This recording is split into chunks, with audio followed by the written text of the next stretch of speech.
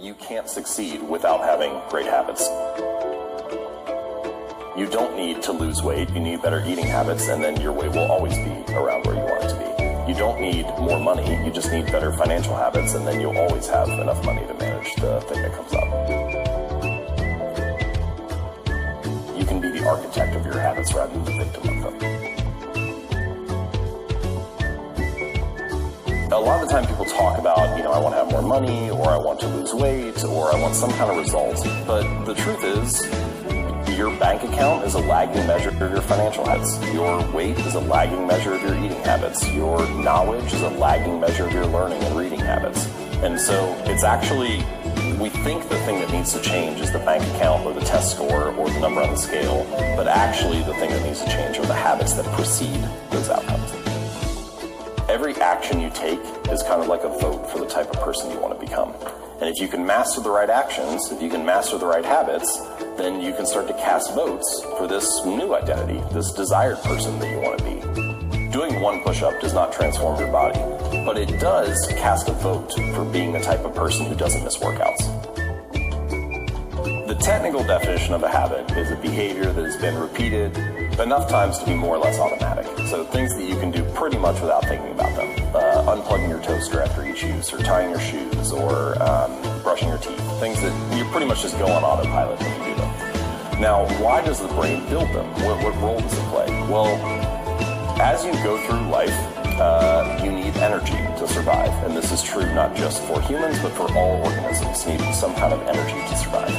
And getting energy requires energy. You need to eat food to be able to walk around and find the next meal.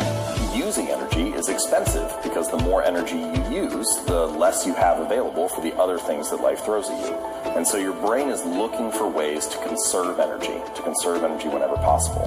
And habits are a great method for doing that. So for example, when our ancestors were roaming around the savannah, if there was a berry patch 100 meters from you, it made sense to go to that berry patch rather than one that was like on the other side of the mountain, right? You would choose the path of least resistance. And eventually, what your brain learns is, whenever I'm by this tree, that means the berry patch is 100 meters away. And so the tree becomes a signal that, hey, food is over there. And your brain is always picking up on these signals throughout life that indicate where things are at. And the more that you come across those signals, the more you automate your response, and pretty soon you're taking a right when you get to that tree, even though you're not even thinking about it, you're just doing it automatically. And it makes that whole process of finding energy, solving the problems of life, and getting through things easier. It requires less energy and attention and effort than it did before. A lot of people don't feel like they have control over their habits. They feel like their habits are taking control of them, that they're like a victim of these bad routines. And once you start to dive in a little bit and uncover the layers and realize what a habit is and how it works, then you start to develop a little more control over it. If we're going to be building habits anyway, then it makes more sense to be able to understand how they work and how to structure them so that you can be the architect of your habits rather than the victim of them. And you break them down into this cue, craving, response, and reward, which is kind of not the traditional way. So I choose that 4-stage model: cue, craving, response, reward. There's a lot of science behind it. 3 of those 4 stages are very common: cue, response, and reward. And the idea, and there's 100 years of behavioral psychology research behind this, that if you show someone the right cue and they take an action and then you follow it with a reward, you can train them to do that thing whenever the cue arises again, whenever the stimulus happens. So if whenever the light in the lab turns on, the monkey gets a squirt of juice, then it knows whenever the light is on, I should go over and put my mouth underneath the nozzle to get some juice or whatever. And you can do that for all kinds of things. And it works for human behavior as well in many ways. But then there was this second wave of research with cognitive psychology over the last probably 50 to 75 years that shows that not only do external cues and external rewards influence our habits, but also internal moods, emotions, feelings, thoughts, beliefs, those influence our behaviors too. So you don't actually do something for the reward, you do it for the image that the reward creates in your mind. If you go to Amazon and you buy Atomic Habits or you buy some book or whatever, you aren't actually buying the book. You can't because you don't have it yet. What you're buying is the image that sales page creates in your mind. You're buying the expectation that it will be a good book. and the reward of actually having the book or reading the thing only comes afterward. It only comes after the action. I believe this is true for pretty much all human behaviors and actions. It is actually the anticipation that it will be good that gets you to lift it up. The reason that I take a drink of this tea is not because I like the tea. I haven't drank it yet. It's because I anticipate that having a sip will taste good. And so it's actually the anticipation or the hope, the prediction of what is to come that motivates all actions to occur. The craving motivates you to act, then you take the action, and then there's the reward, and the reward serves two purposes. And the first one is that it satisfies the craving that came before.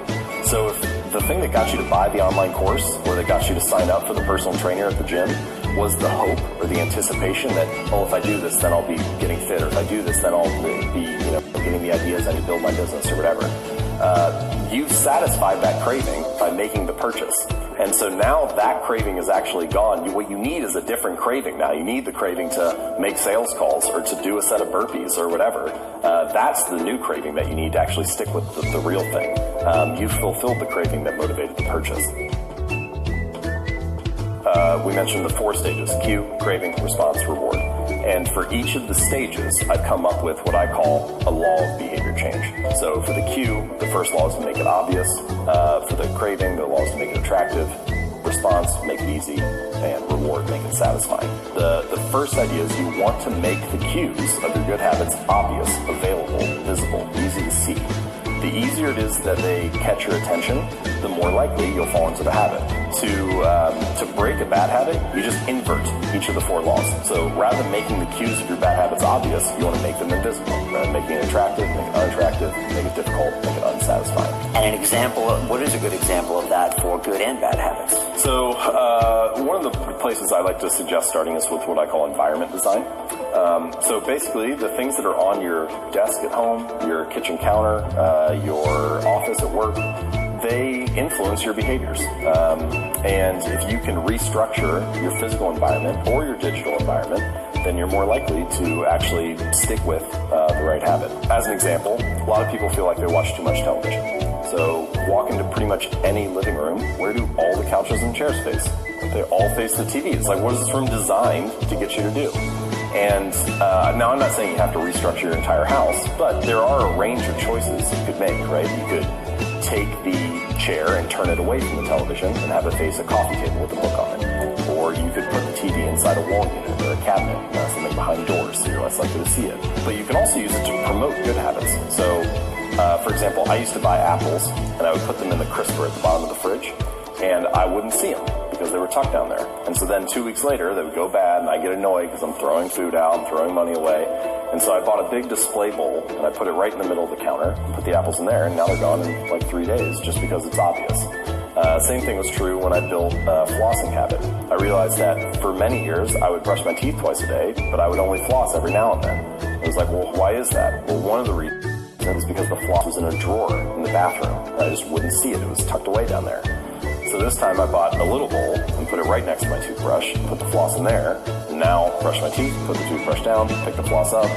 Now I floss twice a day, which I've been told is excessive. So it's, it's like all I needed was that environment change, and those habits were kind of able to fall in line. I heard a similar story with Google when they designed their workspaces. They put the healthy drinks in front and then the non-healthy drinks like behind. Yep. So they don't try to restrict them from you because then everyone will be like, what the hell's going on? But it's just easier to grab water and I think fruit, and you have to like reach really far back to get like the sugar stuff. You don't need to lose weight. You need better eating habits, and then your weight will always be around where you want it to be. You don't need more money. You just need better financial habits, and then you'll always have enough money to manage the thing that comes up. And so it's really the habits that need to change, not the result.